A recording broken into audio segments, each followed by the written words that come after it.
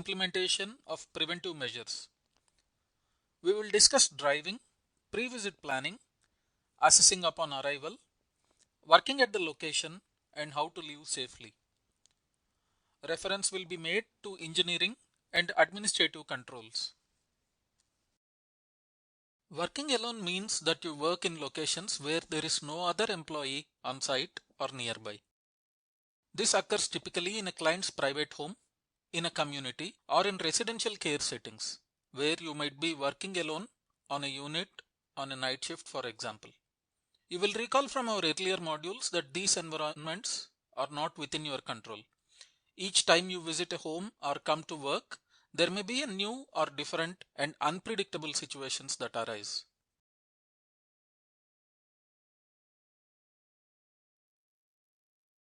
Working in isolation means that you are not in visual contact with your coworkers. You may be doing after hours custodial work in an office area or working in a residential care area in isolation or while your partner is at break. If something should happen to you or a client, no one will know for some time. The worker needs to understand all workplace policies and procedures for working safely. This must be provided upon hire and usually reinforced annually. The worker has the right to refuse unsafe work without reprisal. Perhaps the protocols are not robust enough for certain situations, or the situation is so high risk there is a need for a different intervention. The worker has the right to participate. In this case, the worker attends health and safety committee meetings to discuss safe work when alone or in isolation. If you participated in home care safety modules 1 and 2, you observed Olivia and became aware of safety policies and procedures set out by the employer. These policies are based on law, specifically the Occupational Health and Safety legislation. It included communication, care plans, alerts, and staying in touch with the office. It also included how to handle violence, fire, and emergencies. The employer must assess and identify risks and hazards. They must review incident reports for trends and opportunities to make improvement through engineering and administrative controls. Today, you are going to meet Timothy, a new employee on orientation with a healthcare agency. Timothy is a case manager. He will work in isolation in the office on evening shift. One day a week, he will travel and visit clients alone. Today, he is meeting his manager and an experienced case manager who will follow him for orientation in the community.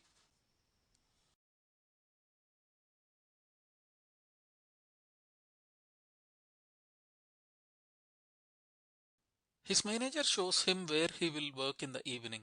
She outlines the safety protocols when working in isolation. Timothy has an assigned parking spot near the door and under a light. When he gets report from the team on days, they check the building together, ensuring no one is hiding in washrooms or storage areas, and then Timothy secures the door after the day shift team leaves. The outside light will stay on all the time. There are overhead mirrors to view along the side of the building. Timothy is shown the security cameras by reception. He used to have his cell phone on his person at all times. The custodian, Franca, will be working throughout the building in isolation during the shift as well. They will connect at scheduled intervals.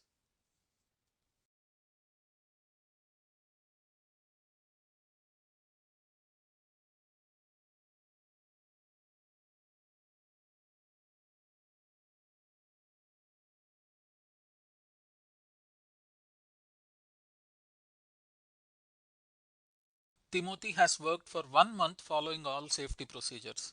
However, he is concerned because he cannot see outside or see the security cameras. He rarely makes visual contact with Franca. As an employee, he has a responsibility to discuss safety concerns and a right to participate in reviewing safety protocols. He meets with his manager. They decide to relocation the evening case manager's workstation to reception. This is an engineering control to address risk. Now, he can see outside, observe the security cameras, and able to visually connect with the custodian as she passes through the corridor.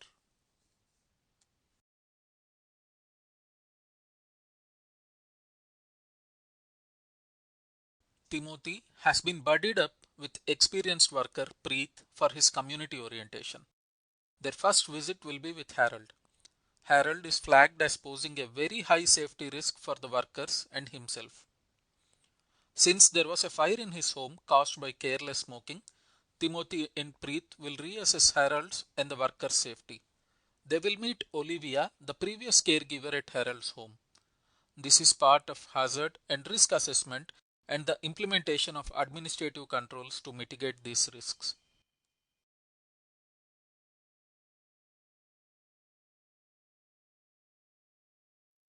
Preet explains the importance of pre-visit planning.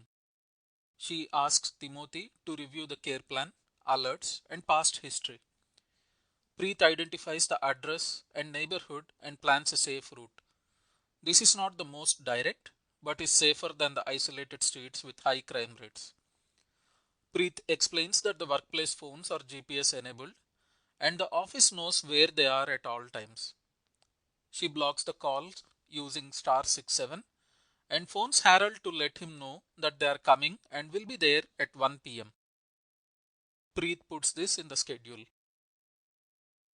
Timothy recalls from his orientation that for the safety of the worker, client should not have the phone number or last name of the workers. He also recalls the importance of the office knowing where staff are, make a schedule, and stick to it and carry your work phone at all times. Preet has a work briefcase with her car keys, phone, small amount of money, and any paperwork she needs. She says she likes her hands free and avoids the distraction of carrying too much. She does not leave valuables in her car. She reminds Timothy to dress professionally and to use light clothing for night visibility. Glancing at the clock, they see that they are running late and dash out the door.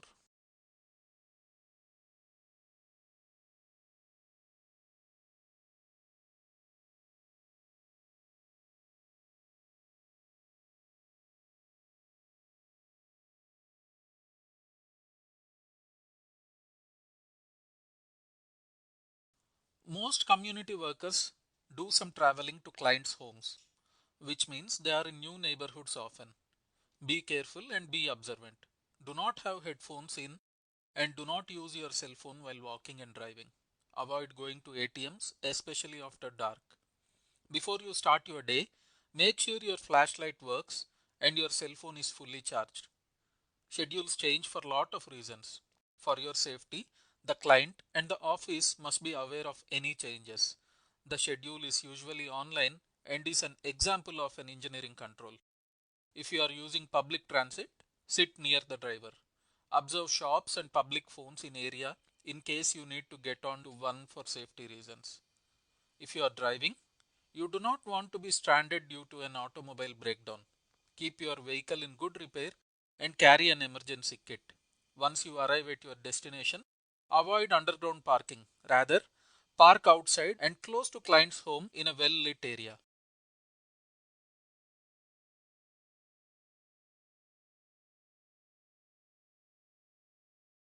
Olivia's day started out badly with a child who was sick and needed to be dropped off at grandma's. The car was stalling. She needed to detour around road construction and was a half hour behind schedule. She made some changes to her route and schedule that meant she could catch up. In a hurry, she did not tell anyone. 20 minutes later, she found herself with a stalled car and a cell phone that was dead. Harold called the office to say that Olivia did not show up. No one knew where she was and could not reach her. What could she have done differently? A. Nothing, as some things are unavoidable. B. Keep phone charged. C. Advise office of schedule change. D. B and C.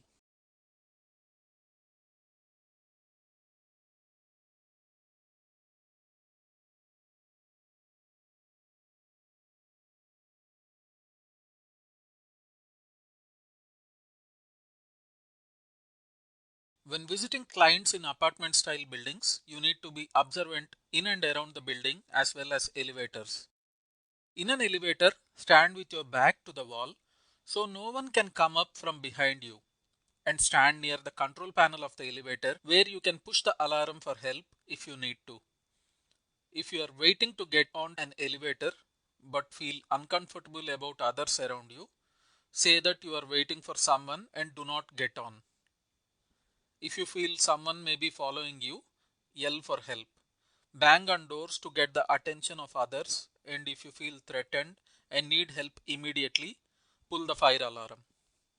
Avoid stairwells where others may not see you and be able to respond if you need help. Whether an apartment or a home, do not enter if there is a visible threat. Once inside, pause and scan to assess the situation. Do not let client get between you and the exit, allowing the client to lead the way. When you sit, find a location where you can see what is happening around you. Timothy and Preet dashed out of the office. While driving to Harold's, Timothy was reviewing the health record. When they arrived at Harold's, they heard gunshots close by and retreated back to the car. Preet fell and Timothy needed to drive. He did not know where he was. His phone was almost dead. He managed to call 911 and drive a safe distance away. They forgot to call the office. Olivia was on her way after she managed to get her car started.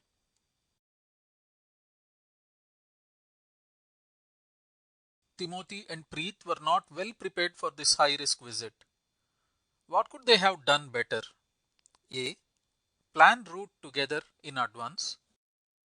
B. Stop. Check.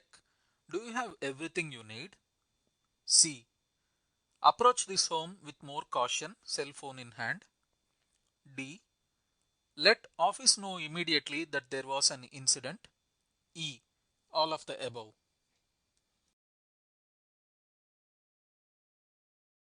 Leaving a client's home requires as much precaution as arriving. Olivia, unaware of the incident with hearing gunshots, arrived at Harold's to meet Timothy and Preet. Harold was being questioned by the police about shooting squirrels. Olivia did not see Timothy or Preet, so she left. As she walked out, she glanced around the neighborhood and saw nothing concerning. She had her car keys in her hand and cell phone in her pocket. Before getting into her car, she looked all around, inside and underneath. Once inside, she locked the doors immediately. She called the office to bring them up to date about the gunshots.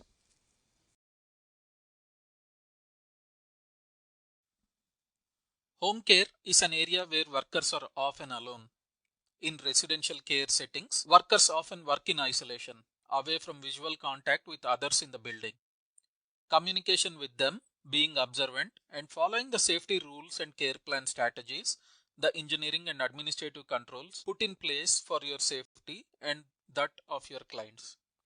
Some safety measures include ensure the area is well lit, do initial rounds on arrival to check for locked doors and observe for anything unusual, always keep an open exit path when in client's room, notify supervisor of client's change in condition and safety concerns, carry the portable phone with you at all times, call for help when required such as incidents, falls or change in client's condition, provide care according to care plan to prevent injury, call for help when performing 2% transfers and positioning, and call for help if feeling threatened by client's violent behavior or any other situation.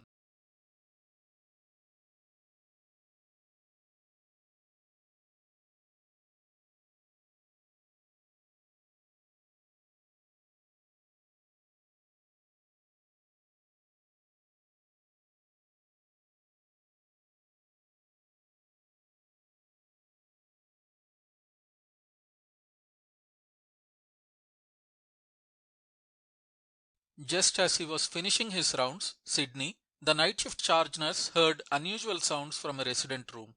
He called his colleague to come to the area and then Sydney observed the security cameras at the desk, where he saw an intruder leave the room.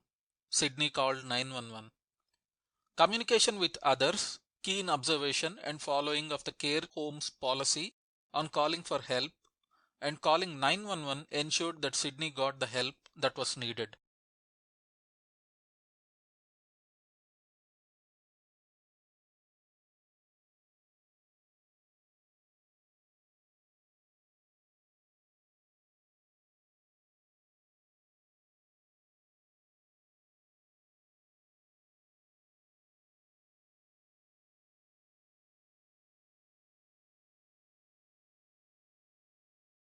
During this module, you spend some time with Olivia, Timothy, Franca, Preet, and Sydney.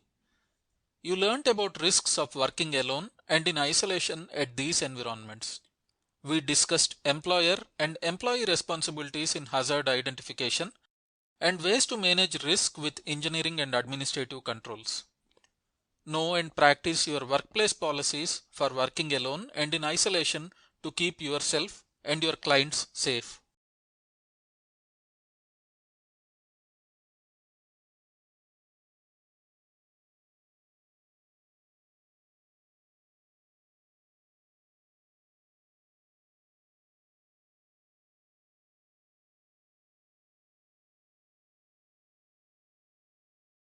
Thank you for joining us today for the module on working alone, brought to you by Surge Learning. If you participated in the home care safety course, this is the last of the 3 modules.